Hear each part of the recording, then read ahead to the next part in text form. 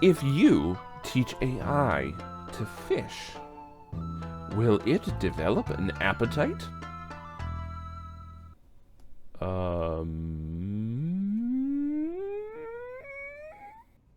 Alright, now to today's topic. What is generative AI? Well, before we talk too much about technology, let's talk about terms. What is generative artificial intelligence? Well, let's start with intelligence.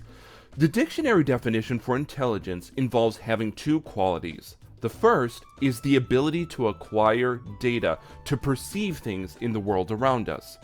The second is to apply knowledge, to be intelligent about the information that we perceive.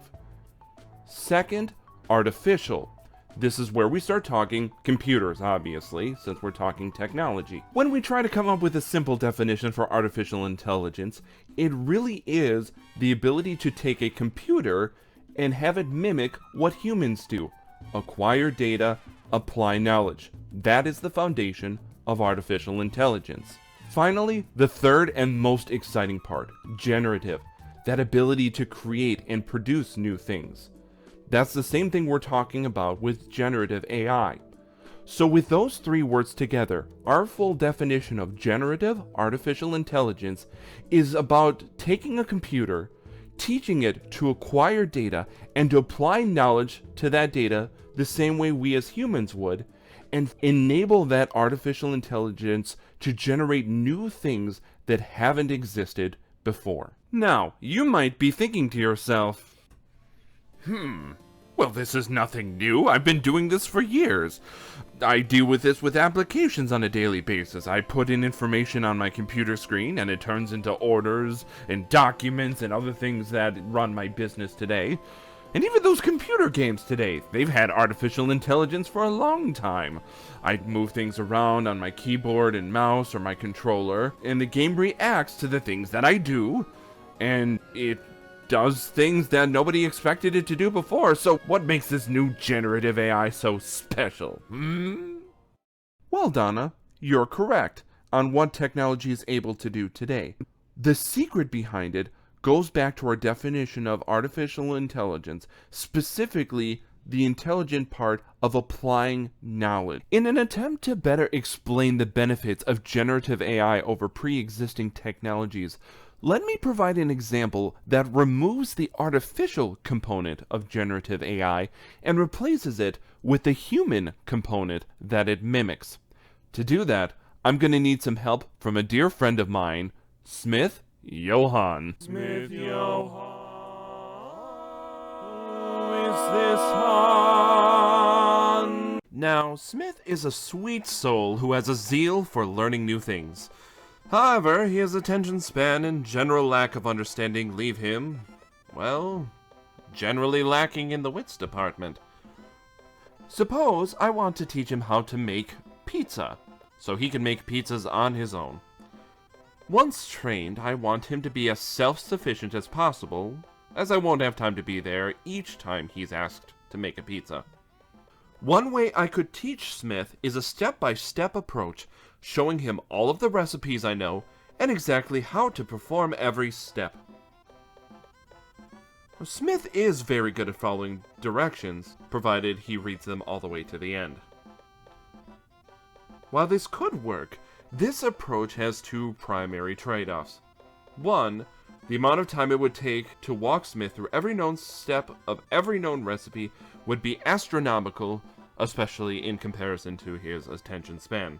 Two, Smith is as dim as one of those hand crank flashlights, just before it runs out of power and you have to crank it again.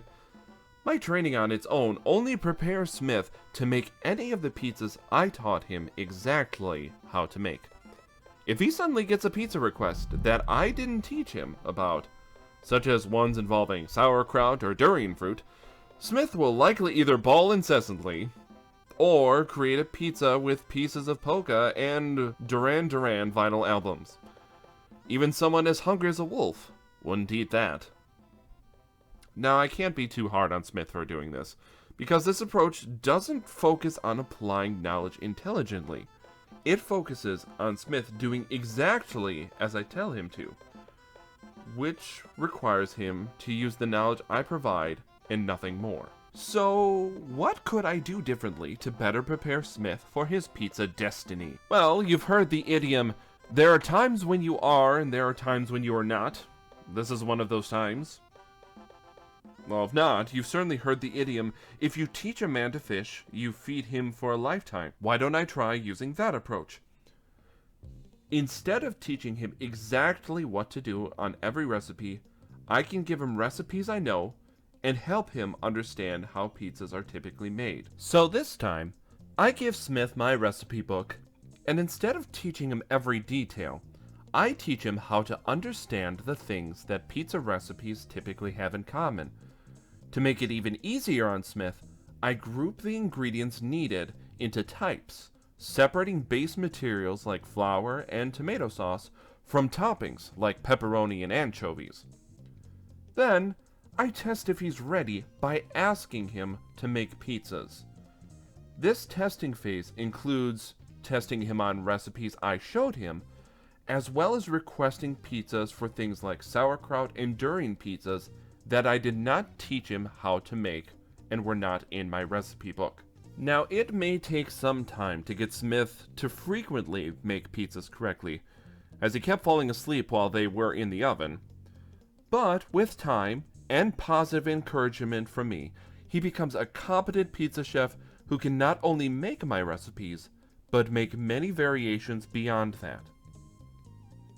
Even so, I do have to keep an eye on him, as sometimes he has the wildest ideas, like substituting shaving cream for sour cream, creating a soap suds supreme that replaces cheese with colorful soap suds for a bubbly surprise, his mustard mayhem, swapping tomato sauce with mustard for a zesty and unconventional pizza experience, incorporating engine oil so pizzas are well lubricated and flow into the stomach easier, or serving pizza without any bread, boasting that it reduces calories and is gluten-free.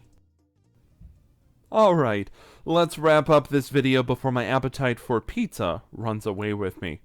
Again, generative AI, taking a computer, giving it the ability to acquire data, apply knowledge to it, and as a result, generate new things we haven't seen before. Yes, we have applications and we have artificial intelligence beyond that today, but their ability to apply knowledge is limited significantly in comparison to generative AI. Compare the first version of Smith with the second version of Smith. The first version of Smith could only do the things I taught him exactly how to do. The amount of knowledge he could apply by himself was very limited. Meanwhile, Smith 2.0 is trained on the patterns of how to create a pizza, and as a result is able to apply significantly more knowledge on his own of how to make pizzas, which I'm willing to accept, provided I'm also willing to accept his very interesting choices of pizza involving engine oil and toothpaste. And if you think I got those ideas myself, I encourage you to have some conversations with ChatGPT on how it likes to make pizza. The current state of generative AI is going to usher in a new wave of products like ChatGPT and DALL-E, generative AI solutions that are able to assist us as humans with doing things that we need to do on a daily basis. Let's hope for our sakes they're smarter than Smith Johann. Well, that wraps up today's video. Thank you for watching. If you enjoyed this video, please like the video, subscribe to the channel for updates on upcoming videos, and if you have any questions about data that you would like me to answer in future videos, leave me some suggestions in the comments, and I'll be sure to address them in upcoming chapters. With that, I'm Data Bard, and I'll see you in the next chapter. I'm a data engineer in my spare time. Spare time, it's my job. Durr. Before we get into today's... That